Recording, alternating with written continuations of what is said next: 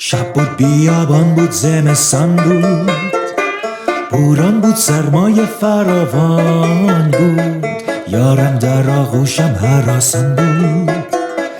از سردی افسرده و بیجان بود، از بهر آن سیمین بر خوشگل، از جسم و جان خود بودم غافل، میکشیدم بهرش از جان و دل، میبردمش با خود سوی منزل، گیسویش از باد و باران گشته آشفته،